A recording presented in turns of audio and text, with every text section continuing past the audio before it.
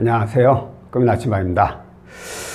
자, 근로자 햇살론 많이들 알고 계시죠?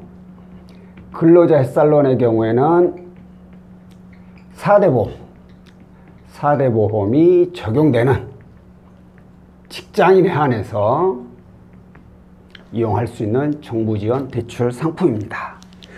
원래 정부에서 만들 때는 이 4대 보험 적용이 안 돼도 뭐 직장인이면 해줘라 라고 만들었지만 결국은 대출을 해주는 곳이 바로 금융사이기 때문에 금융사에서 마음대로 그냥 4대 보험이 적용되는 직장인에 한해서만 해주고 있습니다.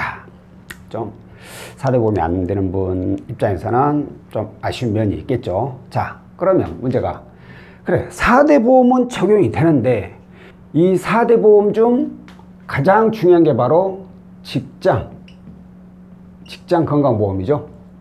왜? 직장 건강보험 득실 확인서라고 있어요. 득실 확인서. 이건 재직을 증빙하는 서류이고, 그리고 직장 건강보험 납부 확인서라고 있어요.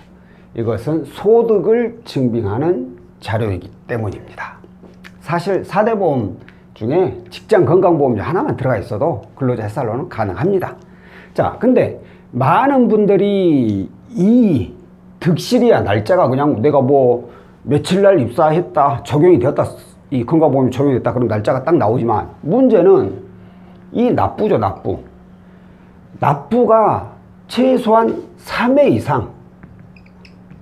이상 납부가 되어야지 그래야지 근로자 햇살론을 이용할 수가 있어요.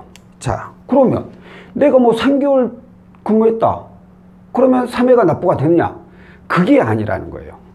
이 납부는 날짜가 정해져 있습니다. 매월 10일에서 12일 이 사이에 회사에서 납부를 하게 되어 있어요. 그러니까 내가 월급날이 20일이야. 20일인데 내 월급에서 4대 보험 다 빼고 나머지 것만 입금이 될 거 아니에요. 그럼 채무자분들은 20일날 건강보험료가 다 들어간 줄 알아요. 납부가 된 줄 알아요. 근데 절대 아니라는 거예요. 그건 급여에서 그냥 회사에서 떼고 급여를 줬을 뿐이고 이 회사에서는 매월 이제 10일에서 12일 사이에 건강보험공단에 납부를 하게 된다는 거예요.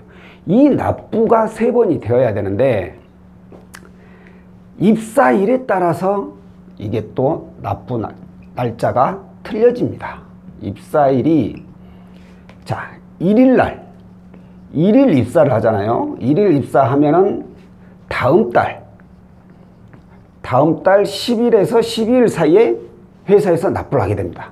근데 1일이 아닌 2일부터 입사를 했다. 그러면 다다음 달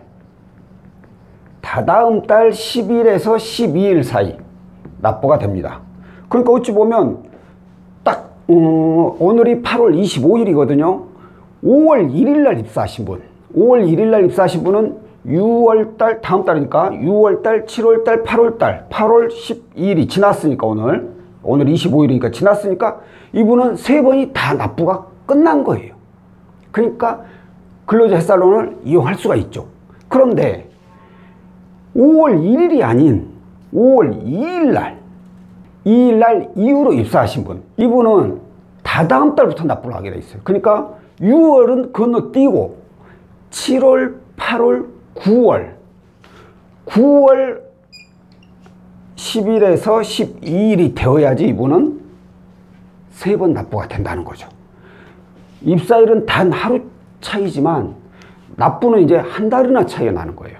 그러니까 이 부분 때문에 제가 간혹가다 채무자들 고객님은 2일날 이후로 입사하셨으니까 다음 달이 납부가 3번이 돼요. 아니 나 납부 3번 다 됐는데 라고 우기시는 분들이 계세요. 이제 그런 분들은 우기는 건 아니고 착각을 하는 거죠. 그게 뭐냐면 이 납부 확인서를 발급하다 보면 고지 금액 그리고 또 옆에가 납부 금액 이렇게 적어져 있는데 고지 금액이 하나, 둘, 3개 적어져 있다고 해서 이것만 보고 납부가 된 걸로 착각을 하시는 거예요. 이게 아니거든요.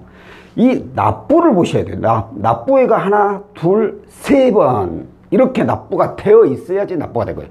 고지는 틀려요. 고지는 이거 내세요. 다음 달에 이거 내셔야 합니다. 라고 공단에서 고지를 한 금액이고, 납부 금액란에 이제 금액이 찍혀야지 그게 회사에서 이제 공단에 납부를 한 걸로 그렇게 인정이 되는 거예요. 그러니까 이 부분 꼭 참고하시고, 혹시라도 제가 다음 달이 납부입니다 이렇게 얘기를 하면 내가 생각하는 거 틀린데? 라고 생각이 드실 때 그냥 납부 확인서를 하나 발급 받으세요.